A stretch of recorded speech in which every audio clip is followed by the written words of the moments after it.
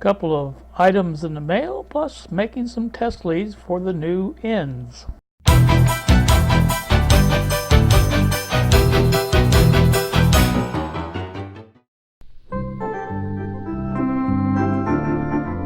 boys and girls, the mailman's coming up the street. He won't stop here unless we sing his song. So let's clap our hands and let's sing with Uncle Al and all the kids. Come on everybody. Now here comes the happy mailman. He lives in happy stand. His bag is full of letters. He brings you what he says. There's a letter here for Wendy and one for Uncle Al. There's a letter here for Rusty and two for my old man. Hi. I'll be back as soon as I park my truck. Okay, thank you. Alright, well, I'm just trying out the 720p resolution, and I wanted to see what that looked like. I've got the setting on auto this time. Thought maybe that would help a little bit. I don't know. We'll see. There's the y'all remember the stereo shelves? There it is. It still needs to be finished. The X braces on the back need to be done, and that should just about do that. Alright, so I've been going through, you wouldn't believe how you have to go through a lot of stuff to get to what you're looking for here. As you can see, I want to try the zoom mode. Oh yeah, that works.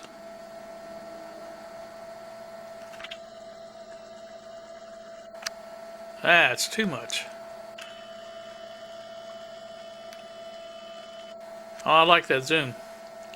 That works good. Alright. I didn't mean to make a big long thing here, so let me get off of here and you guys have a good one. Well, good afternoon, YouTube. Here with you on a Friday at 4:34 in the afternoon. I'm looking at this. Let's go around here and look at a little bit this way. Looking at this camera boom, trying to figure out the best way to get this to work. I don't know. I want to say normal, but you know, so that we can mount a camera. Let me put another camera up here so you'll see. So that we can mount a camera this way instead of having mounted upside down like this.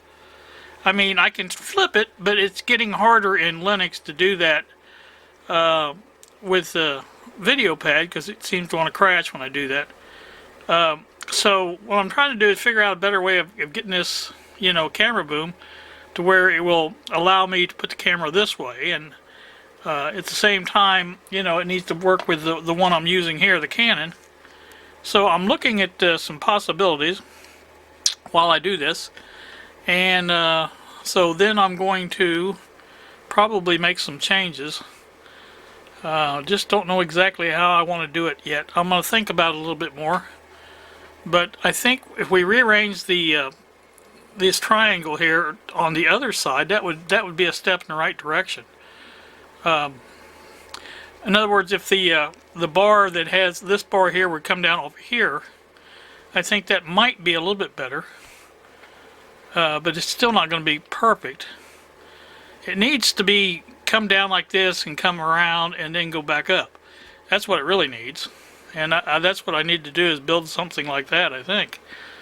And you guys have any ideas, let me know, but that's just what I'm looking at right now. And so, you know, there's also a possibility, I guess, of mounting the mount for the boom itself on up above to where it's turned over. That might help a little bit. I don't know. I'm gonna have to think about that a little bit more and you know, use my best judgment on it. But I love the boom because it makes it very easy to use cameras and stuff, but you know, there's sometimes that I wish there was changed around a little bit. Also, when I get my digital microscope, it will be able to fit in here as well. I'm going to make a mount for it to where it will mount to that and can be used with the boom to move around and to video different things. I think that'll be helpful. So that's just a couple couple of things I'm looking at. I'm going to mount the other camera, the little Kodak, on there and do some work on the leads. I don't know if you can see these leads here, but these are my banana plug leads that I'm making for my new long hook leads, or whatever you want to call them. And so that's coming up. And I do have this on 720p now, which should make it a little bit better as far as size and everything. It was a pretty big file yesterday when I did that little test. So, alright, gonna get off here. Let me load up the other camera. The soldering iron is heating up. I'm ready to, I've got my wire up here, and I'll get that and make some new leads here, plenty long enough to where I need to reach to, and I'll be happy about that. So stand by. I'm back once again. I have the this is the item I was telling you I ordered from Jacob's Parts, and this is for the TomTom 1. I think it's the right thing. I'm hoping it is. I can't find my TomTom 1 now. It's in a baggie around here somewhere with all the attachments and things like that. I know I've seen it here just recently, so I know I've got it here. So I'll have to find that and make sure that's the right one, but I'm pretty sure it is. So, alright, there's that. Oh, also there's the other micro USB to USB connector that oops, I'm not sure. Cable that I got. I just happened to find one the other day when I was looking through some other wires, and I really didn't need this, but I can always use these because the one out in the car is starting to, the connection point, a wire where it connects to the molded plug is starting to break loose there, and it needs to be fixed, so probably will do that. So let me get back to this. And now the way these work, and so anybody or you guys that tend to worry about things that like that safety wise or whatever, these slide in here. Now they have to be tightened. Am I showing this? These have to be tightened down on the wire. The wire will be soldered on the end of it, stuck in here, tightened down, and these, actually this will be on the wire first, and then it slides up here like this, goes over that, and slides all the way up in there where that that hole right there lines up with that hole right there. And these are what they call stackable. So these work very well. I'm very happy with the way these work. I think Bob's the one that showed me these and basically turned me on to them. So I just ordered another, I believe it was another 10 pairs of them from eBay, China.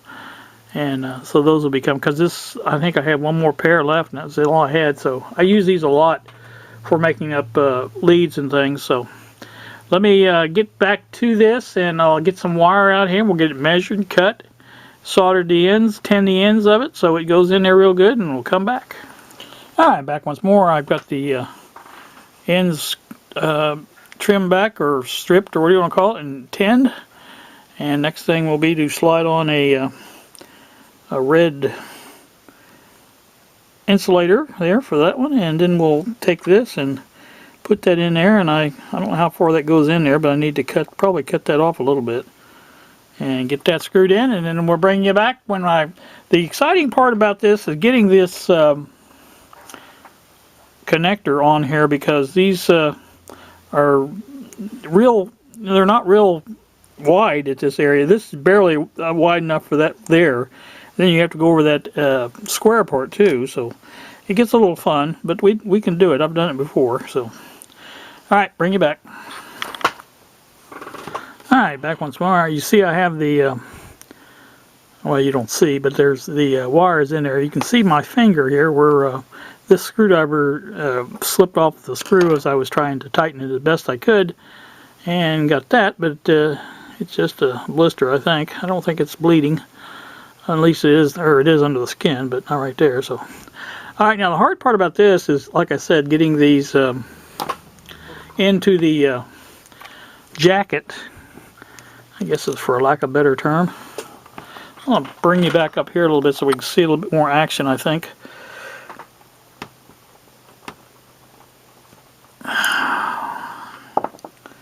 Once it gets started, then it'll go, but it takes a while to get it started. You really can't get on the other part of it. That just slips and turns a little bit on that banana plug part.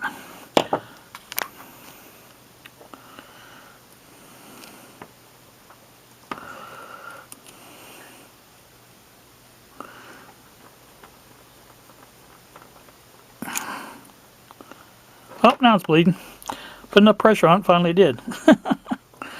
Alright, anyway, that's trying to think of a better way of doing that I, you know, if there was an easy way, I'd probably be doing it that way, but well, that might work. Putting enough force on it.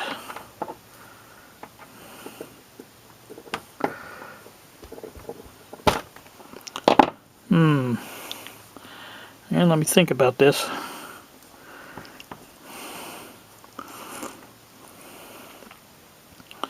Just barely see the silver in there.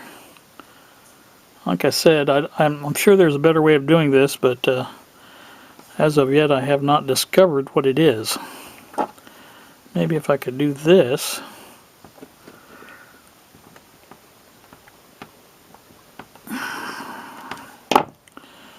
That doesn't seem to be doing anything. And like I say, I think I just have to keep playing with it. Well,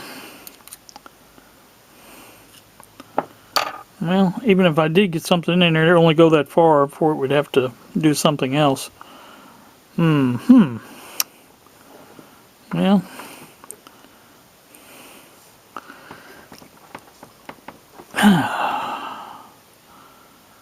it just doesn't want to go. Just not happening.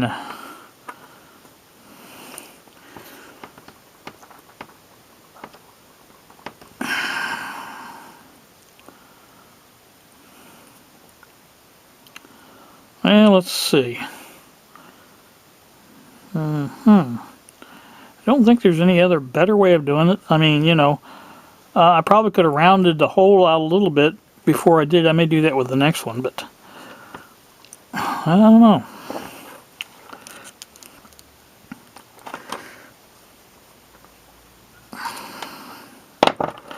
This doesn't seem to be wanting to go on there. Let me stop the video and see if there's a better way of doing this that I can think of. Now this is, I can grip that part. So maybe there's a clue there, I don't know. But I know I've got the last ones on I did pretty easy after they started. It just seems like getting over that first hump there of that square part. Once that gets going, then I think it'll go pretty easy. But let me think about it and I'll bring you back. I'm back once again. I have the first one on. As you can see, that hole goes all the way through there. You can run your other plug in. That's your stackable part. Demonstrate with this one. Just basically that way like that, and there you go. You got a stackable plug where you can connect another plug to it, where you know that works pretty good. It's good and tight. But these are not shielded, but they are insulated. You can't touch that metal unless you get something poked down in there, which you know would be stupid. But anyway, that's that one. And that seemed to work pretty good. What I did was basically like this, took it like that, and took the pliers loosely on the top there, and held that there, and took the other tool and hit it a few times, and came right down pretty easily. So, happy with that. That's one down, 3 to go. So let me get busy and we'll go from there. I'll bring you back one more time. I just remembered something. When I put this one on, this one slid right on. I mean, just as like it, you know, there's how easy that moves in there and out. You can see the silver part moving in there. But the black must be a different material than this red. Red is hard. Black is a little bit more pliable. So anyway, that's probably why I thought they went on easier. The last one I did was probably a black one. So anyway, that's two parts of one end, I guess you should say. One end done. Going to work on the other end now, and we'll bring you back. All right, again, I am back. I have these done. I don't know what I recorded and what I didn't record. I thought I pressed the thing, but I didn't, apparently. Now, the ends are plugged into the fluke over there, and we're going to check these and see what they measure. If I can get on them. They are hooked together. It measures 2 ohms. 2.1. It's flashing between the two. So now I did this already, and I'm going to repeat it. What I'm going to do is find out if the resistance is equal in both of these. I can take these apart and measure the resistance here, which I will do. 0.3 between the leads themselves. So most of the resistance is in these new leads. I'll do these one at a time. Let me do the red one to the black one, and you'll see there's about an ohm of difference there. Okay, that measures 1.1 ohm right there. So if I do the same thing with the other one, I'll measure about the same. So there is some resistance in these leads. Because I would say because of the wire, because you can see it is not very thick wire. So it's going to be a little bit of resistance, but that's okay. I think mainly these will be measured for voltage, because you want something in there that you can, be a long way from whatever you're trying to measure, and I think that would be the whole trick. Now I thought I recorded a bunch more of this. I may not have pressed the button, so we'll see what I have when we get back to the computer and upload this. So that's going to do me. You guys have a wonderful, wonderful evening. Thanks so much for watching, and we will see ya.